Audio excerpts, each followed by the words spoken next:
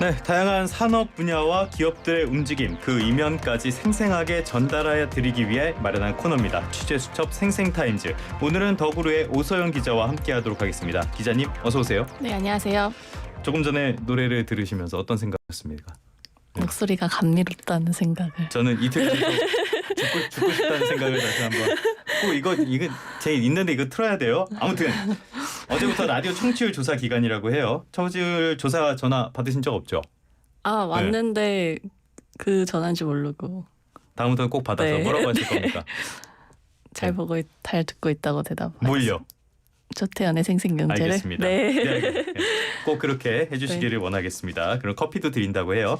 자, 그럼 본격적인 이야기로 들어가도록 하겠습니다. 뜨거운 이슈죠. 삼성 갤럭시 언팩 행사. 이거 매년 하고 있는 행사죠? 네. 오늘 그렇습니다. 한다 그러던데 오늘 몇 시에 하나요? 한국 시간으로는 오후 예. 10시 그리고 이게 프랑스 파리에서 열리는데 밤에 하는구나. 네. 예. 파리에서는 오후 3시에 열립니다. 아, 거긴 밤이 아니지. 네네네. 이게 어떤 행사죠? 그 삼성전자의 갤럭시 브랜드들을 공개하는 행사인데요. 뭐 갤럭시 폰, 스마트폰부터 해서 스마트워치, 무선 이어폰 등 네. 다양한 갤럭시 제품들을 공개하는 행사입니다. 네. 사실 저도 이거 취재할 때 이 행사가 있었는데 굉장히 좀 오래됐던 기억이 나요. 2009년에 처음 했던가요? 네, 2009년에 애니콜 그때 햅틱 아몰레드를 네네. 처음 했고요. 2010년부터 이제 저희가 아는 S 시리즈가 출시가 되면서 그 일단 상반기에는 스페인 바르셀로나에서 모바일 월드 콩그레스라는 MWC. 네. 예, 그때 다녀왔습니다, 저는. 네, 예, 그때 재밌었어요. 상반기에 그 행사가 열리고 하반기에는 그 미국에서 열립니다. 그 미국 같은 경우에는 애플이 있는 회사잖아요. 그렇죠. 그래서 애플 텃밭에서 한다 해서 되게 상징성을 부여를 했었는데 이제 최근에는 미국을 꼭 고집하진 않고 있고요. 그래서 작년 같은 경우에는 이제 부산 엑스포 유치 기원 기념해서 서울에서 열렸었고 아이고야. 네, 올해는 이제 파리올림픽을 앞두고 있으니까 아마 그런 전 세계인들의 이목을 잘 집중시킬 수 네. 있다 판단해서 파리에서 열 것으로 보입니다. 네. 올림픽이 있으니까 그것도 네. 좀 고려해가지고 파리에서 한다. 네. 이번에 갤럭시 언팩에서는 어떤 제품들이 나옵니까? 이번에 출시하는 제품들이 뭐 역대 최다 규모다라고 얘기가 그래요? 나오고 예. 있는데 먼저 폴더블 폰인 갤럭시 Z 폴드 6랑 Z 폴립 6 나오고요. 많이 예. 네, 그리고 스마트워치 갤럭시 워치 7 시리즈, 그리고 갤럭시 버즈 3 무선 이어폰도 오랜만에 나옵니다. 네. 그리고 올해 초 NWC에서 이제 실물 공개돼가지고 많은 관심을 가지셨던 갤럭시 링도 이번 언팩에 등판합니다. 보니까 버즈 시리즈는 디자인이 좀 달라지고 뭐 그런 것 같던데. 네. 야. 네. 알겠습니다. 이거 제품들 어떻게 나오는지 한번 봐야 될 것 같고요. 먼저 폴더블 폰부터 가도록 하겠습니다. 삼성전자가 폴더블 시장에서는 지금 뭐 시장을 좀 주도하고 있잖아요. 네. 이번에는 뭐가 달라지는 게 있습니까? 그 폴드 6랑 플립 6 이 두 가지 제품이 출시가 되는데 먼저 폴드 6 보면은 좀 얇아지고 가벼워진다가 가장 큰 특징입니다. 네. 그래서 무게 같은 경우에는 전작 대비해서 14g 줄어들어서 239g 정도. 그러니까 S24 울트라랑 비슷한 수준이고요. 예. 두께도 접었을 때 기준으로 해서 1.3mm 얇아져서 12.1mm로 나오고 있고 디자인도 좀 둥글렀던 것들이 이제 좀 각져진다라고 보시면 될 것 같습니다. 그리고 플립 6 같은 경우에는 카메라랑 배터리 용량이 좀 아쉬웠다는 맞아요. 평가가 예. 많았었어요. 그래서 카메라 같은 경우에는 후면 카메라는 전작이 1200만 화소였는데 5000만 화소로 크게 늘어나고 배터리 용량도 4000mAh까지 늘어난다고 얘기가 나오고 있고요.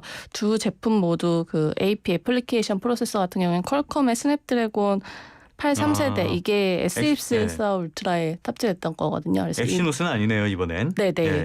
그 작년에도 그 퀄컴 스냅드래곤을 썼었고요. 예. 올해도 쓰는데 작년보다 진보된 세대의 제품을 쓴다고 보시면 될 것 같습니다. 더 비싸지는 거 아니에요, 그러면? 네, 그래서 국내 출고가 기준으로 봤을 때 폴드 6가 222만 원, 그리고 플립 6가 148만 원 정도로 지금 책정이 되고 있으니까 8만에서 13만 원 정도 비싸진다고 보시면 될 것 같습니다. 알겠습니다. S24에 탑재돼서 좀 눈길을 끌었던 게 AI, 온디바이스 AI 기능이잖아요. 네. 이거는 좀 어떻게 변화가 있나요? 이 부분도 이제 폴더폰에서 그대로 거의 가져오는데 좀 더 이제 강화되는 부분이 저희 그 실시간 통역 기능 했던 것 기능 S24에서 보셨을 텐데 이 부분도 이제 카카오톡 음성 전화 같이 이제 타사 앱에서도 활용을 할 수 있게 될 거다라는 얘기 나오고 있고요.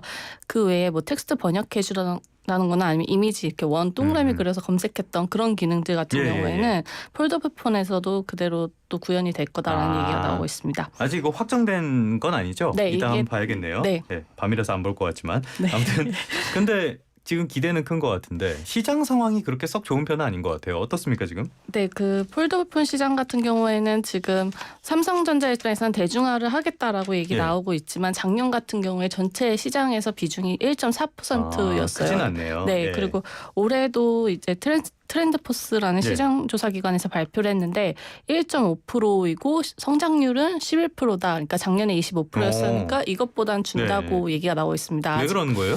아무래도 이게 내구성 문제가 계속 있고 처음에 이제 호기심으로 폴더블 폰을 썼다가 그래서 기존에 있는 플래그십 스마트폰으로 갈아타는 경우도 굉장히 많다고 해서 에이, 별거 아니네 그러고 다시 돌아가는 거구나. 네네. 아직은 좀 더 대중화되는데 시간이 걸릴 거다라는 얘기가 있습니다. 네. 근데 오히려 이런 상황 속에서도 경쟁은 더 심해지는 것 같아요. 네, 화웨이 같은 경우에 올해 하반기에 2번 접는 폴더블 폰 출시한다고 얘기 나오고 있고, 중국 화웨이. 네.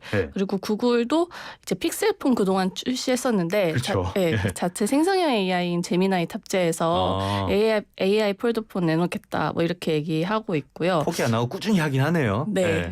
애플 같은 경우에도 올해 5월에 그 삼성 디스플레이에 폴더블 디스플레이 주문했다는 보도가 있었습니다. 그래서 아마 2025년 뭐 말이나 2026년 초쯤에는 폴더블폰 출시할 거다라는 이야기가 나오고 있습니다. 그럼 경쟁이 더 심해지는 거 아니에요?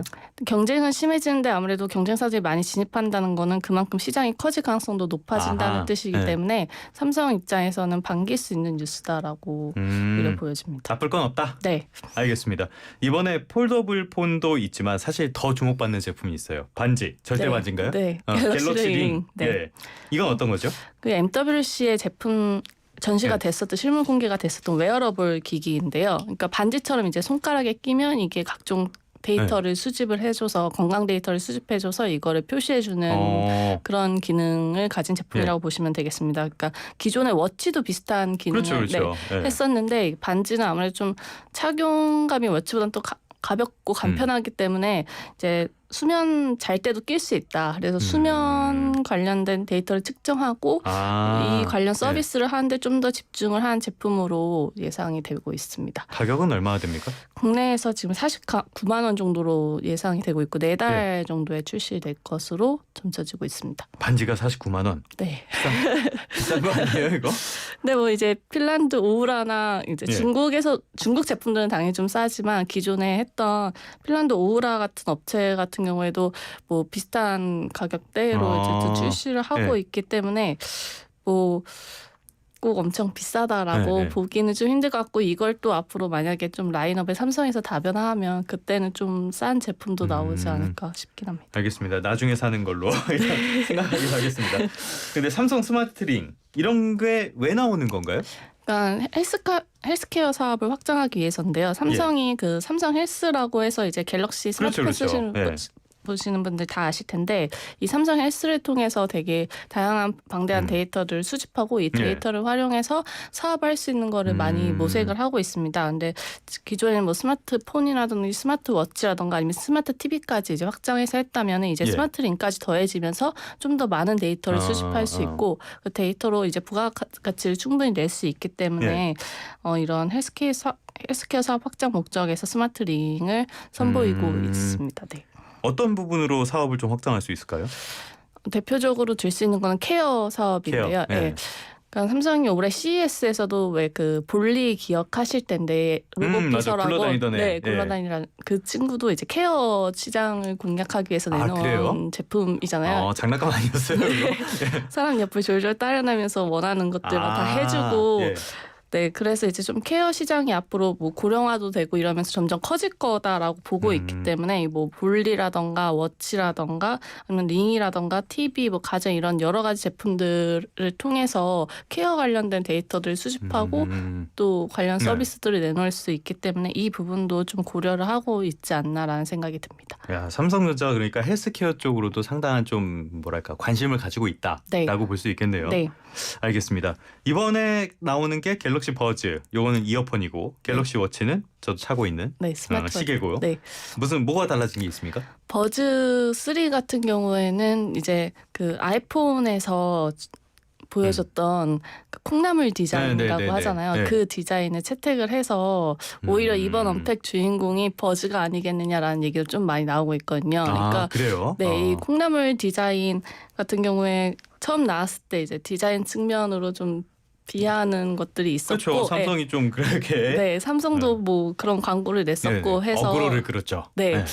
그래서 이제 뭐 2까지는 다른 차별화된 디자인을 내놓았었는데 버즈 3에서는 콩나물 디자인, 유사한 디자인을 채택을 합니다. 그래서 이제 업계에서는 이제 콩나물 디자인이 결국은 주변 소음을 잡고 좀 더 이렇게 좋은 성능의 오디오 성능을 구현하는 데 있어서 더 최적화된 디자인으로 삼성에서도 본 게 아니냐 뭐 이런 얘기도 나오고 있고요. 실제로 그렇습니까?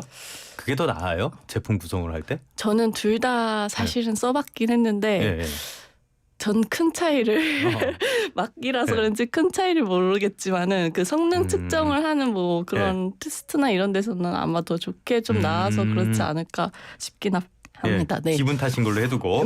워치는 뭐가 또 바뀝니까? 워치는 이번에 처음으로 울트라 시리즈가 나옵니다. 예. 네, 그래서 3종, 기존에 2종에서 3종으로 늘어나고요. 울트라 모델 같은 경우에는 이것도 애플워치랑 약간은 비슷하게 사각형 화면에 이제 3나노 기반의 APN 엑시노스 W100을 탑재할 것으로 추정이 되고 있습니다. 여전히 삼성은 카피캣을 많이 벗어나지 못했다. 이런 결론이 되는 건가요? 디자인적으로 많이 유사해지는 것 같긴 합니다. 알겠습니다. 네. 그게 좋은 결정일지는 지켜보도록 하겠습니다. 지금까지 더구루의 오소영 기자와 함께 이야기 나눠봤습니다. 오늘 말씀 고맙습니다. 네, 감사합니다.